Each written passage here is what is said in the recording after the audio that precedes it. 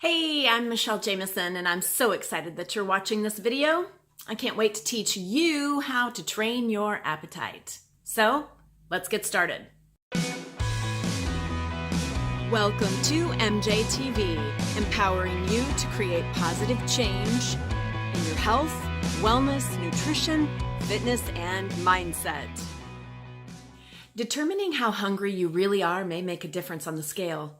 Watch flab melt by becoming aware and tuning into your hunger and fullness cues. Hungry? Maybe not. Today we're going to figure out how to train your appetite and avoid overeating. Now more than ever, Americans are obsessed with their weight. Yet most are finding it nearly impossible to make calorie-counting diets stick. The key may lie in one simple change: train your appetite. In fact, getting in touch with your body and knowing when you're really hungry will make your goal to lose fat much easier. While you may already be eating fairly healthy, you're likely not paying attention to exactly how hunger functions in your body. By learning to recognize your body's natural and regular hunger and fullness cues and how to differentiate these from non-hunger cues, you'll cultivate what's called appetite awareness. First is being right on cue. While physical sensations like gnawing in the pit of your stomach may be a sign that you've waited a little too long between meals. If you're not aware of how your body functions, it's easy to misread certain cues. That yawning can sometimes be misinterpreted as a signal to eat when actually you may be in need of some serious pillow time. For most of us, food is a source of pleasure, which means it's tough to be regimented about what you eat. That being said, if you want to eat without feeling deprived, you've got to learn when your body is telling you to call it quits. It all comes down to knowing exactly when you're hungry, along with reconnecting to your body's natural sensation of being full. Whether you're having a mid-morning snack or a sit-down dinner, putting the brakes on while you're eating means you're more likely to stop eating sooner, a key to achieving long-term fat loss.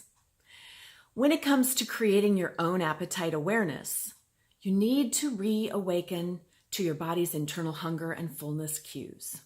Here's your right on cue plan.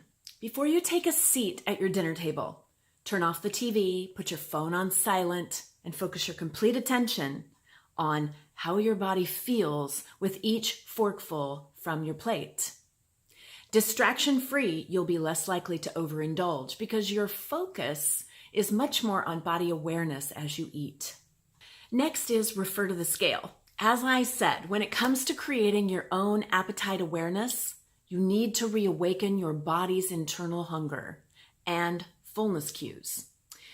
Using both hunger and fullness to monitor how your body feels before your meal, as well as a method of checking in afterward, you can reprogram yourself to know when you're actually hungry and when you're eating for different reasons. You need to start eating at a 3 to 5 on the hunger scale. When you're aiming to tweak your food preferences, a Buddha bowl versus the fried chicken dinner, for instance, I recommend to check in 20 minutes after your meal to ask yourself how you feel about what you ate. Over time, it gets easier to notice that high-calorie foods aren't worth it, and healthier options leave you feeling much better. Okay, so here's your refer to the scale plan. Got the munchies?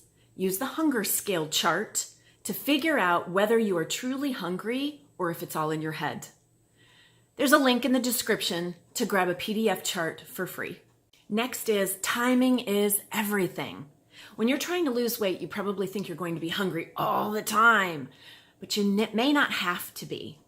Even though there's a lapse between when you eat and when your brain knows you're full, feeling famished only makes it tough to eat reasonably.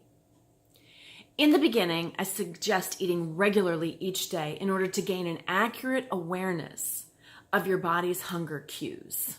Even though you can temporarily stave off hunger, responding is the key because your appetite only amps up each and every time you ignore your body's cues. Ignoring those hunger signals so you can diet successfully will only be harmful to weight loss efforts because you overeat when you are hungry.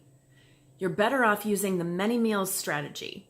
By eating smaller amounts more often, you won't feel hungry and will be less likely to overeat. All right, here's your timing is everything plan. Keep your fat-fighting mechanism running on high gear by snacking on the right foods, such as protein-rich almonds with fresh berries, to stay clear of starvation mode. Last up is positive eating. Whether you're starting a new fitness routine, learning to play a sport, or trying to figure out how to keep your eating in check, positive thinking can be your power source. Most diets have an adverse structure that inevitably becomes a negative force for most people to counterattack. When you're craving a forbidden food, I suggest rating your cravings on a scale of mild, moderate, or strong. And if it isn't off the scale, then try to work through it. Every healthy eating plan needs a little wiggle room, but it's also important to realize that while you're polishing off your favorite ice cream flavor, it's unlikely that your hunger is the driving force. If you experience a craving that isn't strong, working through it and tolerating it will give you more confidence to know you can observe your thoughts without acting. By doing this, you won't scarf down that cheeseburger and fries, thinking that it doesn't count if you eat it quickly. Okay, here's your positive eating plan. It may take a few tries to know when to push yourself back from the table, but each time you do, you'll gain a sense of control and save about 50 calories, enough to keep on the fat-fighting track for good. While you may think you like to feel stuffed, your body naturally feels more energetic when you have eaten a little less.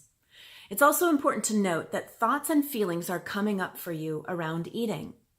To draw more awareness to this, start using a food journal. It's important to reframe distorted thoughts that are not helpful to you, such as, I ate too much, I'm going to gain weight. Instead say, I overweight, but I know that my body can account for this. This feeling will likely pass in an hour. I will listen for my body's cues to know when to eat again. Now, try on your own, okay? See what you find out. You likely start to tune in to your body, and by doing so, begin to eat more mindfully at every meal. As always, if you need more help, head over to the wonderful world of MicheleJamison.com. Once you're there, be sure to subscribe to our email list and become an MJ VIP. You'll get instant access to my latest empowering message to guide you to create positive change. You're also going to get some exclusive content, some special giveaways, and personal updates from me that honestly I don't share anywhere else. If you like this video, hit the like button below, share it with your friends, and be sure to subscribe. Thank you so much for watching, and I'll catch you next time on MJ TV.